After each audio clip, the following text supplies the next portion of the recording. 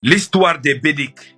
Les Bédiques sont originaires du Mali, mais aujourd'hui, pour la plupart, vivent au Sénégal dans les montagnes. Ils sont arrivés au XIIe siècle. Beaucoup de Sénégalais et de Maliens ne connaissent même pas l'histoire des Bédiques. Les gars, découvrons l'histoire des Bédiques ensemble. Iwol, la capitale bédique, terminus d'une longue et pénible marche vers les sommets.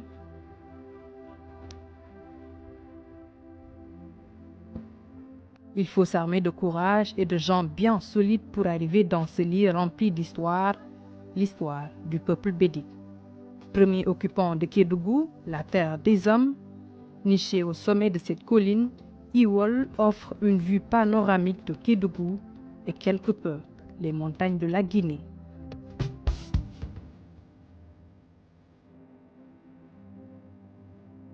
Les Bédiques sont une minorité ethnique, soit 1% de la population sénégalaise. Ils sont originaires du Mali, arrivés dans les montagnes après l'éclatement de l'empire de Sundiata, mais une autre version de l'histoire, cette fois racontée par la mémoire vivante du peuple bédique, Jean-Baptiste est le premier citoyen bédique, instruit dans son village. Bédique, c'est une ethnie qui se trouve juste dans la région. Et notre origine, c'est du Mali. Qu'est-ce qui nous avait quitté le Mali? Parce qu'il y avait eu une guerre qui avait éclaté entre Samori Touré et Soundiata Keïta. Et nous, les Bédiques, on s'est détachés du Mali, on est venu ici, afficher sur les montagnes, ici au Sénégal. C'était au XIIe siècle. Et là, le roi de la Guinée, Alpha Yaya, dès qu'il a compris que les Bédiques ont quitté le Mali, il venait avec ses soldats prendre les Bédiques et les convertir en islam pour nous amener en Guinée. Et les Bédiques n'ont pas voulu et la guerre a éclaté. C'est là que les soldats d'Alpha Yaya prenaient les belles femmes, les plus jeunes, les amenaient obligatoires. Les vieux mamans les égorgeaient. Mais les rescapés, quand même, eux, ils ont parti se cacher dans des cavernes en dehors du village. Là, juste à la sortie du village, on a un très gros baobab sacré qui fait 23 mètres 30 de circonférence. Et avant que ce baobab poussait, il y avait une tombe d'une famille camarade qui était décédée. Ils l'ont enterré 5 ans après le baobab a poussé à côté de la tombe. Iwol renferme bien des mystères. Le pacte signé avec le diable du village en est d'ailleurs la première illustration. Comme la guerre est devenue plus grave, là ils se sont réunis dans leur caverne.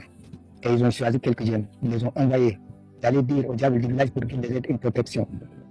Voilà, les jeunes sont partis, se sont présentés devant, ils ont expliqué et le diable a accepté. Rapidement, il part au centre du village, il a invité des abeilles. Et ces abeilles a combattu en faveur de lui. C'est l'abeille piqué un soldat avec le soldat mourut sur place. Et c'est là que le Bédique a eu la paix. C'est également un peuple qui est resté ancré dans ses traditions ancestrales. Les Bédiques, ces agriculteurs, accordent une grande importance aux dieux de leurs ancêtres. L'animisme est la religion la plus pratiquée ici. Nous sommes une partie chrétienne, partie animiste. On respecte l'animisme, le chrétiennisme. Ça, c'est juste pour se montrer encore, faire plaisir les Français qui ont apporté le chrétiennisme dans le village. C'est juste ça. Mais on pourrait faire toujours tenir l'animisme. Parce qu'on voit que c'est l'animisme qui est le plus important. A priori, très en retrait de la civilisation, la société bédique est pourtant très organisée. 4 grandes familles partagent cette vie dans les montagnes avec des rôles bien codifiés pour chaque famille. Ici dans le village, on a 4 familles. Keïta, Kamara, Samoura et Sadiakou. La population est de 618 habitants. Les Keïta sont les chefs du village. Les Kamara et les Samoura qui organisent les fêtes. Et les Sadiakou, ils ont chargé du maintien des coutumes. Et moi, j'étais le premier enseignant du village. À l'image des Konyagi, les Bédiques accordent une grande importance à la tradition. Au cours de l'année, plusieurs cérémonies se passent dans le village. La première fête de la saison, c'est au mois de novembre. Ça, c'est un remerciement à Dieu. Comme nous a donné une bonne récolte, là, on célèbre là-bas une fête. En janvier, c'est la circoncision des garçons qui ont l'âge de 15 ans. En avril, c'est l'initiation des garçons qui vont rentrer dans le bois sacré pour se former comment vivre en adulte. Ils doivent faire 5 mois de formation. Une fois terminé les 5 mois, ils les ramènent chez leurs parents et ils ont la liberté de faire tout ce qu'ils veulent. Il en est ainsi depuis des siècles, dans la pure tradition, y compris lors des différentes cérémonies, la fête des femmes notamment, qui n'ont aucune responsabilité dans la société, hormis les tâches ménagères. Et au mois de mai, ça c'est la dernière fête de la saison. Ça, on dit que c'est la fête des femmes. Parce que normalement, c'est la fête des femmes parce que les hommes vont aller dans la brousse et les femmes vont rester ici. Et elles vont préparer de la bière de riz. Et une fois que les hommes sont revenus, chaque femme va accueillir son mari avec une gourdelette de la bière. Et le mari encore, tout ce qu'il a eu dans la brousse, il va donner à sa femme. Iwol est aujourd'hui presque dépourvu de tout. Les quelques réalisations du village sont à l'actif. L'association étrangère. Là, c'était créé par les partenaires. Parce qu'il y avait un ami français qui était venu ici qui m'avait demandé quel est le problème que je rencontre dans le village. Moi, je lui ai dit c'est l'eau et la santé. Et puis là, il a dit que maintenant il va voir. S'il rentre, il va voir s'il peut faire quelque chose.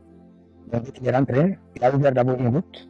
Et les camions de l'hydraulique qui sont venus, ils ont percé ici un forage de 85 mètres de profondeur. Après terminer le forage, ils ont enchaîné, ils ont fait l'école.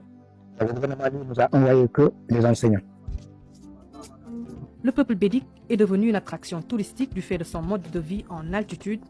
C'est ce que témoigne ce couple de touristes venus de très loin pour les rencontrer. C'est un peuple qui a su conserver sa culture, mais comme tous les peuples sur la planète, même s'ils conservent leur culture, la société moderne les rattrape. C'est super de conserver sa culture. J'espère que ceux qui partent étudier à Dakar, même s'ils s'en vont à l'étranger, ils reviennent voir leur famille, parce qu'il ne faut jamais oublier sa culture. Même si on épouse quelqu'un d'un autre univers, il faut transmettre sa culture. Cependant, le patrimoine ne profite pas aux populations presque coupées du monde. Aujourd'hui, si on en croit à Jean-Baptiste, un soutien de l'État serait le bienvenu en infrastructure sanitaire et éducation. Aux Sénégalais maliens, dites-moi, vous connaissiez avant le peuple bédik ou vous venez de découvrir le peuple bédik? En tout cas, c'est grâce à nous, l'État peut voir ces vidéos-là et apporter un coup de main à ces peuples-là. Ce serait super parce que ce sont des peuples isolés, très isolés et surtout en altitude dans les montagnes. Vive le Sénégal, vive le Mali, vive l'Afrique de l'Ouest.